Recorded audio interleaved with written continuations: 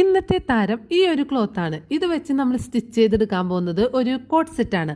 അപ്പോൾ ഇതിൻ്റെ final look നമുക്കൊന്ന് കണ്ടിട്ട് വരാം കേട്ടോ. അപ്പോൾ ഇതാണ് നമ്മുടെ കോട്ട് സെറ്റിൻ്റെ ടോപ്പ്. ഈ ടോപ്പിൻ്റെ മെയിൻ ഹൈലൈറ്റ് എന്ന് പറയുന്നത് അതിൻ്റെ നെക്ക് തന്നെയാണ്.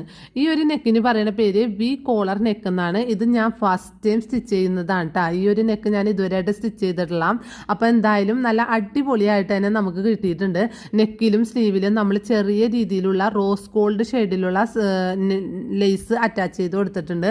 ടോപ്പാണെങ്കിലും നല്ല ലെങ്തി ആയിട്ടുള്ള ടോപ്പാണ് നമ്മൾ സ്റ്റിച്ച് ചെയ്തെടുത്തേക്കുന്നത്. പിന്നെ ബോട്ടം വന്നിട്ട് ഒരു സെമി പലാസോ ബോട്ടമാണ് നമ്മൾ സ്റ്റിച്ച് ചെയ്തെടുത്തേക്കണത്. ഇതിൽ ലൂസ് ടൈപ്പുള്ള ബോട്ടമാണ് സ്റ്റിച്ച് ചെയ്തേക്കണത്. ബോട്ടത്തിൻ്റെ രണ്ട് സൈഡിലും നമ്മൾ പോക്കറ്റ്സും കൊടുത്തിട്ടുണ്ട്.